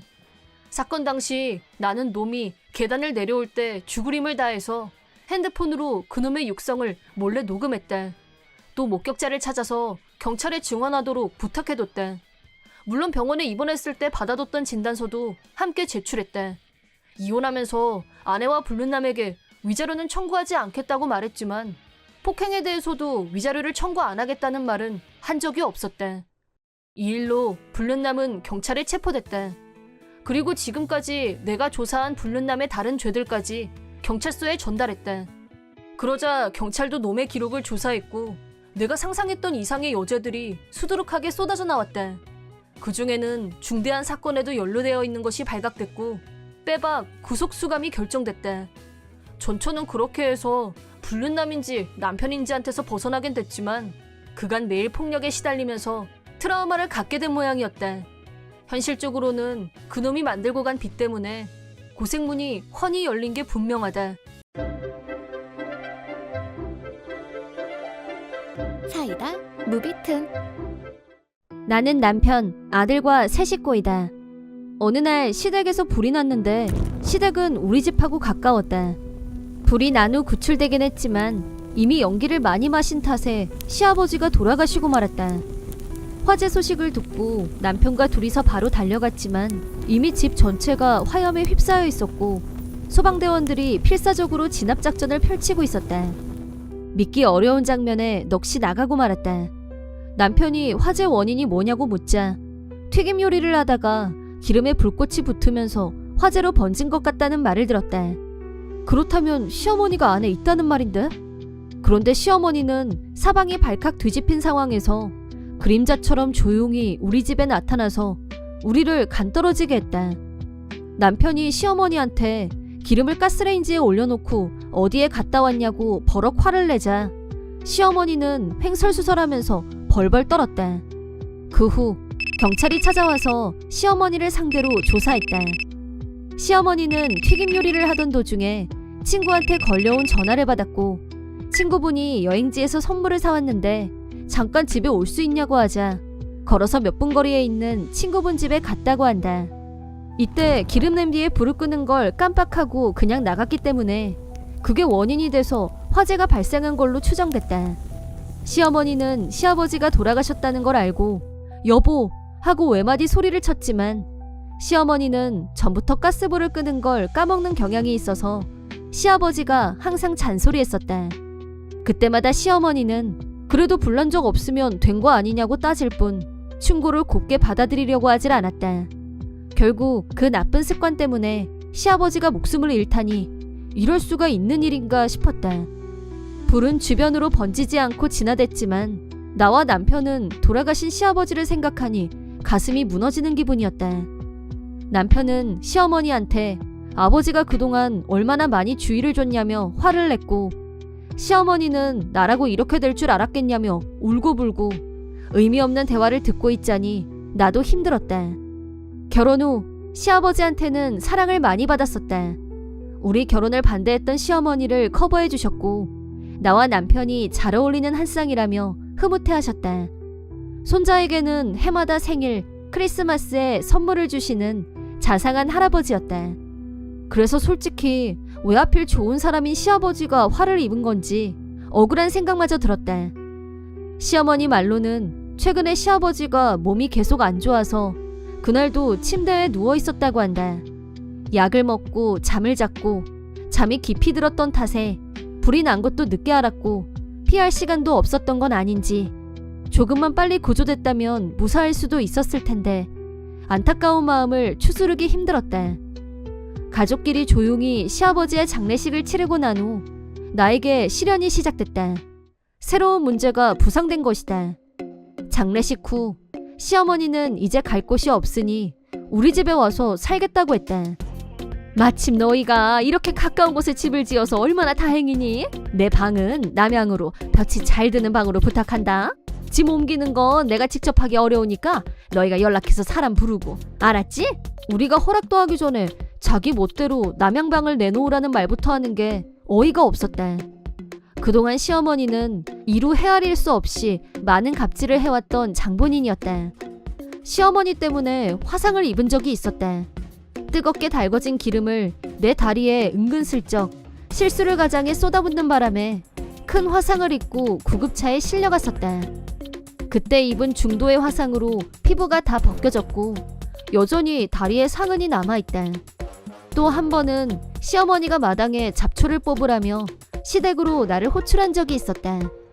내가 풀을 뽑고 있을 때 시어머니는 나갔다 오겠다며 차에 탔는데 갑자기 내 쪽으로 후진을 해서 시어머니 차에 깔릴 뻔했다.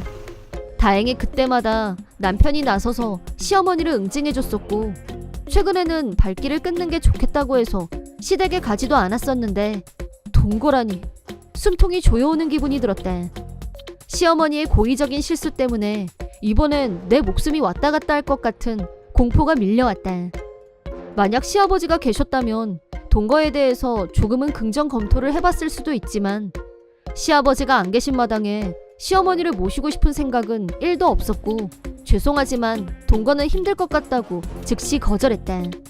그러자 시어머니는 얘가 지금 뭐래니? 시어머니가 갈 곳이 없는데도 같이 못 살겠다는 게 어느 나라 돌이야 대체? 너 이런 마누라 계속 데리고 살 거니? 당장 이혼해!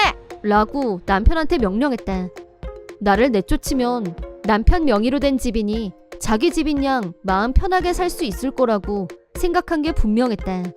하지만 남편은 그동안 시어머니가 나한테 했던 각종 악덕 행위를 잘 알고 있었고 같이 살게 되면 어떤 위험이 도사리고 있을지 충분히 이해하고 있었기 때문에 정신 차리세요. 불을 낸 사람도 아버지를 돌아가시게 만든 사람도 어머니예요. 그리고 지금까지 어머니가 당애한테 했던 짓들 다 잊으셨어요? 라며 내 편을 들어줬다. 시어머니는 그건 고의도 아니고 내 책임이 아니라며 억지 논리를 펼쳤지만 누가 봐도 이번 일은 시어머니 책임이었다.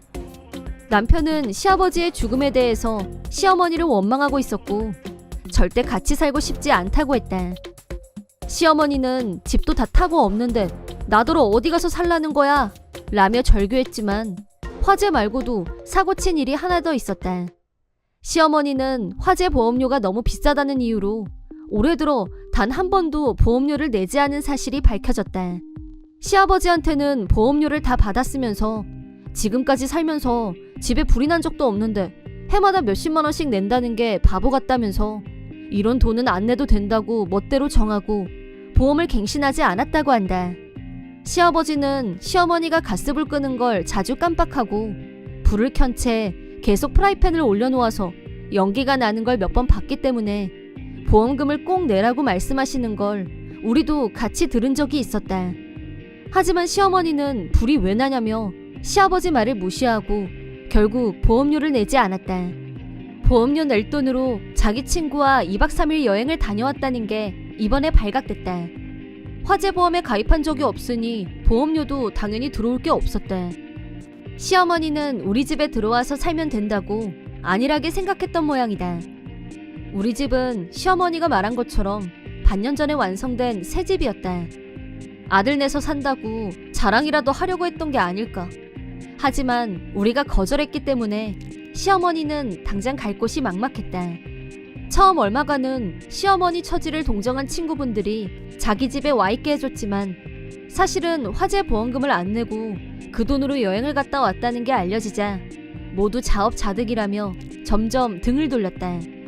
게다가 시아버지 생명보험도 시아버지는 만일을 대비해서 보험료는 비싸도 혜택이 많은 걸로 가입했었는데 그 돈도 제대로 안 냈던 모양이었다. 역시나 시어머니는 그 돈으로 자기가 갖고 싶은 물건들을 사거나 친구들과 분위기 좋은 레스토랑에 가서 점심을 먹는 데 했었다. 모든 원인과 결과가 다 본인 탓이었다. 시어머니는 화재로 인해 모든 것을 다 잃었지만 아무 보상도 받을 수 없었고 시아버지마저 돌아가시자 우리한테 너희들은 부모 없이 태어났니? 집도 새 집이겠다. 자식이면 당연히 부모를 모셔야지. 라면서 우리한테 쫓아와서 매달렸지만 남편이 본인 잘못으로 아버지 돌아가시게 한 반성은 1도 없으시네요. 앞으로 우리 집에 얼씬도 하지 마세요. 끝입니다. 손절이다 이 말입니다.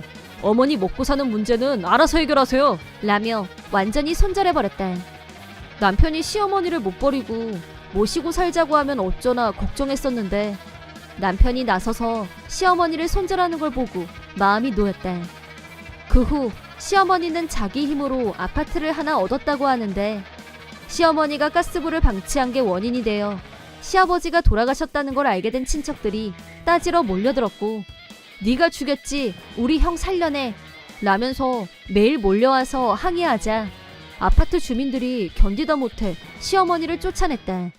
시어머니는 지금 공원에서 노숙하는 신세가 됐다고 들었다. 매일 공원에서 자고 편의점 쓰레기통을 뒤져서 먹을 걸 찾고 다닌다는 소문도 들리고 몰골이 완전히 거짓골이 됐다는 말도 들었지만 동정의 가치가 느껴지지 않는다. 나를 몇 번이나 위험하게 만들었고 결국 부주의로 시아버지를 돌아가시게 만든 대가로 죽을 때까지 벌 받는 게 마땅하다고 본다. 이번 영상은 어떠셨나요? 재밌게 보셨다면 구독, 좋아요에 댓글까지 달아주시면 감사하겠습니다. 그럼 다음 영상에서 만나요.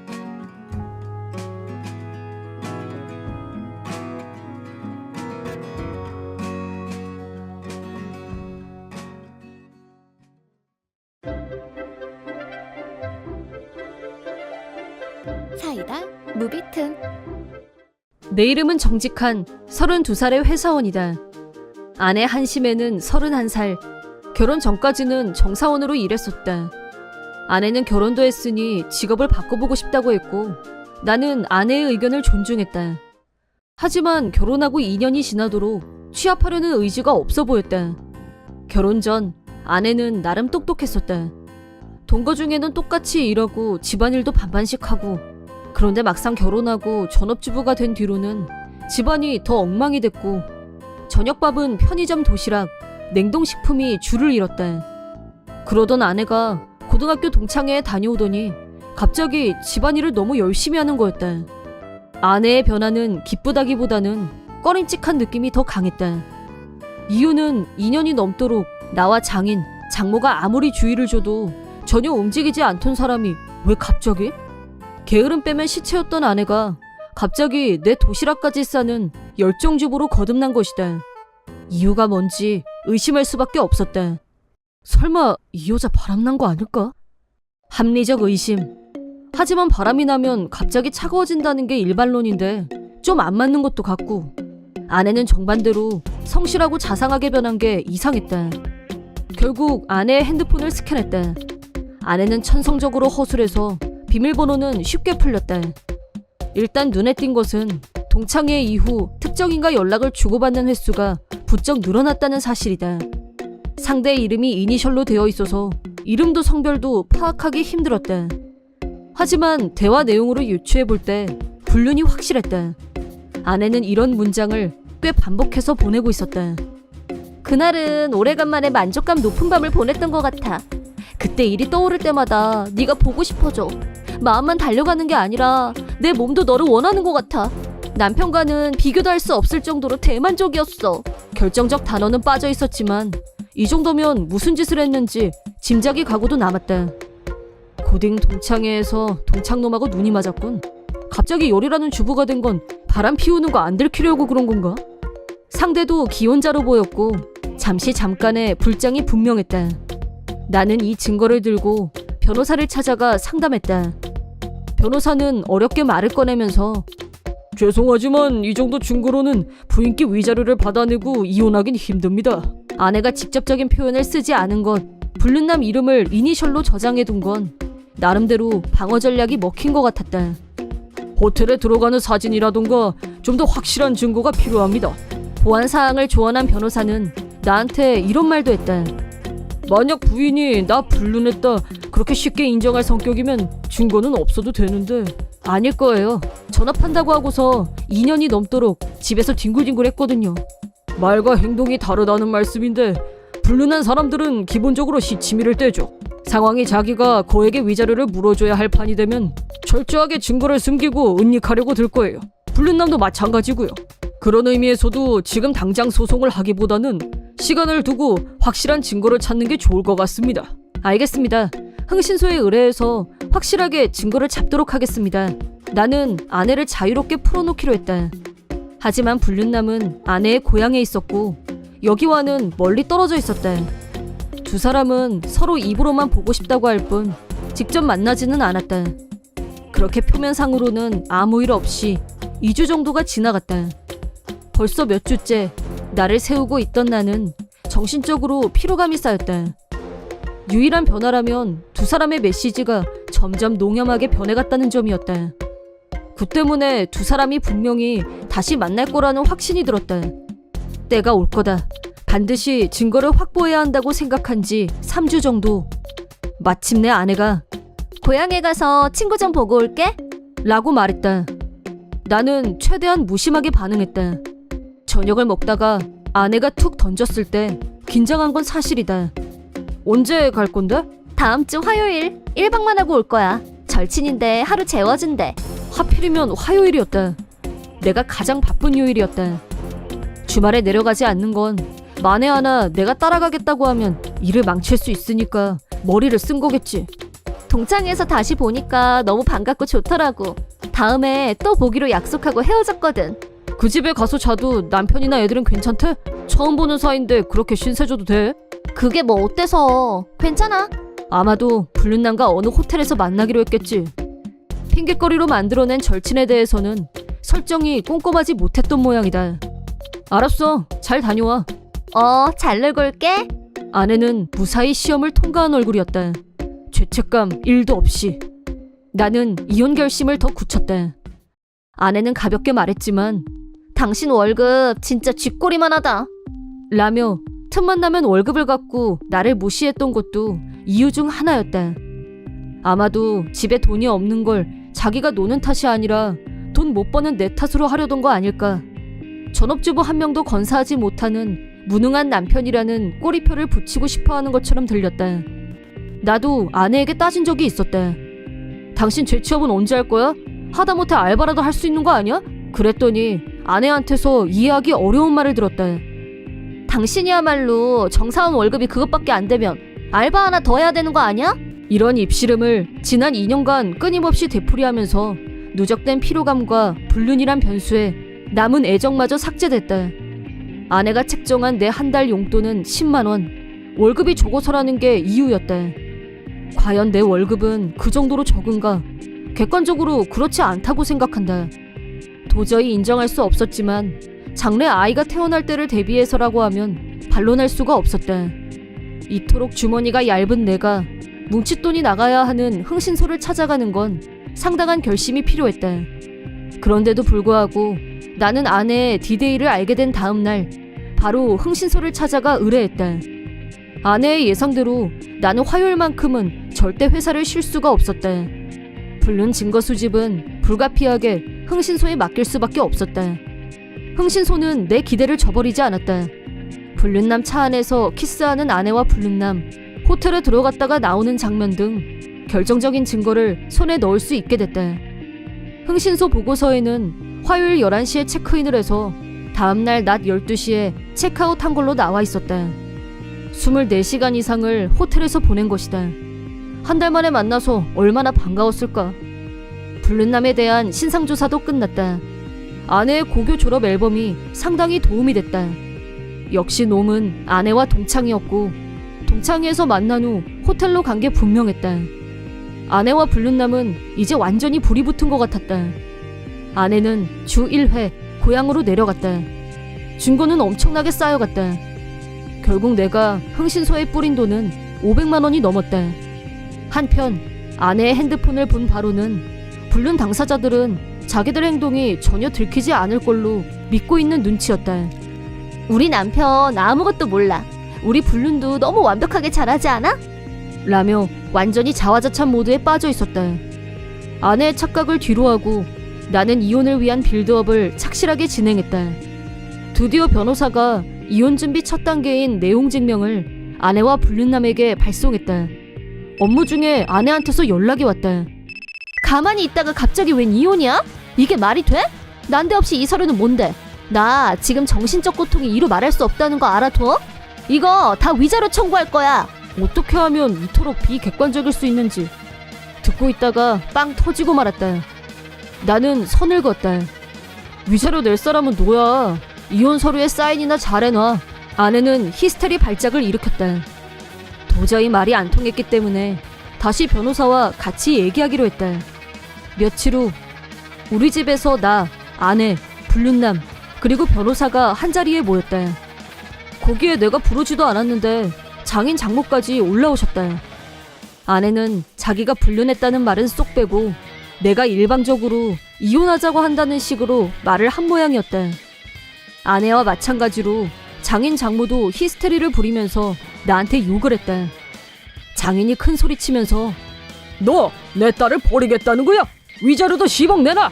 아내는 지원군을 만나 기세가 등등해졌다. 아무 근거도 없이 자기들끼리 금액을 미리 정한 모양이었다. 위자료 10억을 저더러 내라고요? 한심해가 불륜을 했는데 뭐 내 딸이 불륜을 했다고? 조금 전까지 승기를 잡고 있던 아내의 얼굴이 굳어버렸다. 자기한테 상황이 유리하다고 착각하고 있었던 모양이다. 다수결로 정하는 일이라면 내가 완패했을 거다. 하지만 변호사가 나서서 증거를 제시하며 설명하자 형세가 완전히 역전됐다. 저는 10억까지는 요구 안 할 거고 파격적으로 3천만 원씩만 청구합니다. 나는 아내와 불륜남을 보며 말했다.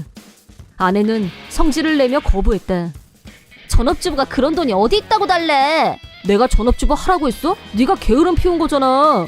네 자신을 탓해. 나는 따끔하게 한 방 날려주고 깨끗하게 이혼했다.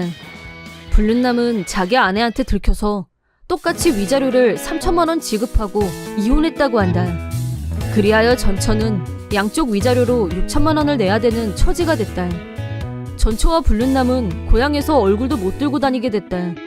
이미 소문이 파다하게 일대를 장악해버렸기 때문이다.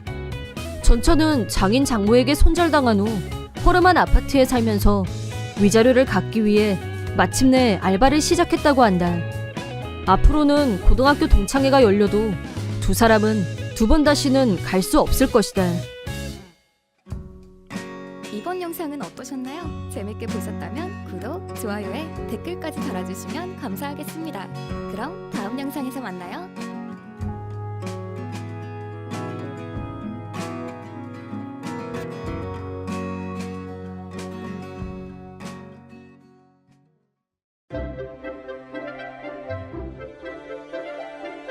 사이다 무비튼. 우리 부부는 아이는 아직 없었고 혼자 대신 시어머니를 모시고 시댁에서 살았다. 까다로운 시어머니와 같이 사는 건 조심스러웠고 나를 마음에 들어하지 않는 게 온몸으로 느껴졌기 때문에 솔직히 독립해서 따로 살고 싶었다. 하지만 결혼 승낙 조건이 시어머니와 동거하는 거였기 때문에 결혼과 동시에 시댁에서 신혼을 시작했다. 내가 남편보다 2살 많은 게 불만이었는지 시어머니는 말끝마다 너처럼 나이 든 여자 말고 내 아들은 더 젊고 예쁜 애들이 줄을 섰을 텐데 라고 한탄했다. 나이만 들먹이는 게 아니라 모든 일거수일투족에 토를 달면서 내 생각에는 충분히 맛있게 된 요리도 맛이 없다는 이유로 입에 대지도 않고 바로 싱크대에 쏟아버렸다. 남편이 있는 데서는 삼갔지만 나한테 대놓고 내 아들이 하루빨리 정신을 차려야 되는데 라고 노래를 불렀다. 상황이 이렇다 보니 독립하고 싶다고 몇 번이나 남편한테 말했지만 남편은 시아버지도 안 계신데 우리가 여기서 나가면 시어머니는 완전히 혼자 남는데 그럴 수는 없다면서 내 의견은 전혀 고려하지 않았다. 하지만 나는 이런 생활에 매일 스트레스가 쌓여갔고 규칙적이던 생리가 불규칙하게 변하면서 아이가 생기지 않는 결과로 이어지고 말았다. 하지만 부친 문제는 시어머니의 불만사항이었고 내 탓으로 돌리며 나만 보면 하루에도 몇 번씩 쓸모없는 것, 화자품이라고 했다. 눈만 마주쳐도 그런 말을 계속 들어야 하는 숨막히는 생활. 스트레스는 더욱 커져갔고 생리불순도 갈수록 심각해졌다. 남편은 내 몸을 걱정하는 게 아니라 어쩌다 생리를 하면 한숨을 쉬었다. 작정하고 괴롭히는 시어머니보다 방관적인 남편이 더 나를 힘들게 했다. 나는 어떻게 해서든 호르몬 밸런스를 정상으로 돌려서 꼭 임신해야겠다는 강한 의지를 갖게 됐다. 그래서 병원을 찾아갔는데 예상하지 못했던 결과를 듣게 됐다. 내 몸속에 암세포가 자라고 있다는 거였다. 의사는 앞으로 나한테 일어나게 될 일들에 대해 말했지만 나는 너무 큰 충격을 받은 상태라 제대로 들리지도 않았다. 집으로 돌아가는 내내 넋이 나가 있었다. 집에 도착한 후에도 손 하나 까딱할 수 없었다. 시어머니가 언성을 높이며 잔소리를 했지만 폭언조차 들리지 않을 정도로 충격에서 헤어나오지 못하고 있었다. 퇴근하고 돌아온 남편에게 중요한 얘기가 있으니 방으로 들어오라고 한 후 오늘 암 선고를 받았다는 말을 했다. 그러자 남편은 나를 자기 품에 안아주면서 괜찮을 거야, 분명히 고칠 수 있어 라며 위로해줬다. 남편의 따뜻한 위로는 감동이었다. 일단 지금은 최대한 안정을 취하는 게 좋겠다는 남편의 배려에 안심했다. 시어머니한테는 적절한 때가 오면 자기가 직접 말씀드리겠다고 하길래 나는 남편의 뜻에 따르기로 했다. 처음 암이라는 말을 들었을 때는 모든 게 끝이라는 생각이 들었지만 남편이 옆에 있어준다면 같이 힘을 합쳐서 기적을 바랄 수도 있지 않을까 하는 기대를 갖게 됐다. 하지만 그리고 며칠 후 저녁 준비를 하려는데 조미료가 부족했고 가까운 슈퍼에 가서 장을 봐왔다. 집에 들어오자 거실에서 남편과 시어머니가 얘기하는 소리가 들려왔다. 두 사람의 대화 내용은 경악 그 자체였다. 엄마 며느리 암이래. 얼마 못 산다는데 내가 걔 앞으로 2억짜리 보험 든 거 알지? 우리 좀 있으면 대박 터져. 그게 진짜니? 곰도 구르는 재주는 있다더니 걔가 쓸모 있는 날이 다 오네. 말이 나왔으니 말인데 내 친구 딸이 네 얘기를 하더래. 너무 괜찮아 보인다고. 나이도 25이고 쟤 죽으면 재혼하면 딱 좋겠다. 시어머니의 말에 남편은 손뼉을 치면서 엄마 최고야 라며 웃고 좋아했다. 바로 며칠 전 나를 걱정하고 위로하면서 둘이서 같이 힘내자고 했던 남편은 대체 무엇이었을까? 남편의 본성을 알게 되자 눈물이 저절로 흘러나왔지만 절대 용서 불가, 분노가 폭발했다. 나는 두 사람이 바라는 대로 죽어주리라 마음먹었다. 그리고 다시 일주일 후 내가 병원에서 검사를 받고 오자 남편은 다시 내 앞에서 나를 걱정하는 척 어떻게 됐어?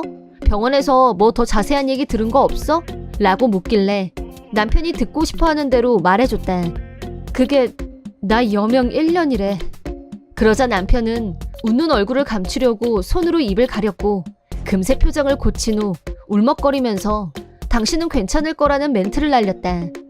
아마 남편의 본성을 모르는 나였다면 울면서 감동했을 게 분명하지만 이미 본성을 안 이상 가증스러울 뿐이었다. 그 후 남편과 시어머니는 여명 1년이라는 내 말을 그대로 믿었고 나를 대하는 태도가 지금까지와는 전혀 딴판으로 변했다. 남편은 헌신적으로 나를 보살폈고 눈만 마주치면 시도 때도 없이 막말하던 시어머니는 입에서 폭언이 싹 사라졌다. 무자식 상팔자라더니 그 말이 맞네. 자식 남겨두고 가려면 더 괴로웠을 텐데 라고 위로 비슷한 말을 했지만 숨겨진 뜻은 자기가 따로 점 찍어놓은 여자랑 남편을 재혼시키려면 남편이 애딸린 호라비가 아닌 게 훨씬 일이 수월하다는 의미일 거다. 남편과 시어머니는 나한테 급 친절하게 구는 한편 돈 씀씀이가 날로 해퍼지는 경향을 보였다. 나는 그런 변화를 모르는 척하고 있었다. 남편의 가방이 명품백으로 바뀌고 시어머니는 친구들하고 여행을 가는 등 돈을 펑펑 쓰고 돌아다녔다. 빚까지 내서 돈을 쓰고 다니는 두 사람. 나는 암에 걸려서 정신이 없을 테고 아무것도 모르고 있을 거라고 생각하는 것 같았다. 그들이 바라는 대로 나는 빚이 쌓여가는 걸 모르는 사람으로 있어줬다. 남편과 시어머니는 내가 혼자 병화와 싸우는 동안 어차피 죽을 텐데 혼자 용 쓰네 라며 나를 가소롭게 생각하고 있었겠지만 8개월 후 나는 완치 판정을 받아냈다. 원래부터 의사한테 여명 선고 같은 건 받지도 않았었다. 남편의 본성을 알고 난 후 곧 내가 죽을 거라고 말해준 것뿐이었다. 처음 암이라는 말을 들었을 때는 이제 곧 죽겠구나 하는 생각이 들었던 건 사실이다. 의사는 아직 할 수 있는 치료가 많이 남아있다고 했지만 나에게는 죽음이란 단어가 너무 크게 다가왔고 두려움밖에 없었었다. 하지만 나의 죽음이 남편의 기쁨이 될 줄이야. 죽음보다 더 끔찍한 건 현실이었다. 그래서 나는 이 현실을 남편과 시어머니에게 돌려주리라 결심했다. 여전히 남편과 시어머니는 내가 여명 1년이라고 했던 말을 철석같이 믿고 곧 가려니 표정이 갈수록 더 밝아졌다. 어느 날 저녁 두 사람이 들뜬 표정으로 시어머니 친구 딸을 만나기 위해 나란히 외출하는 걸 보고 이때다 싶어서 두 분 덕분에 그동안 힘든 치료 잘 견뎌낸 결과 완치 판정받았어요.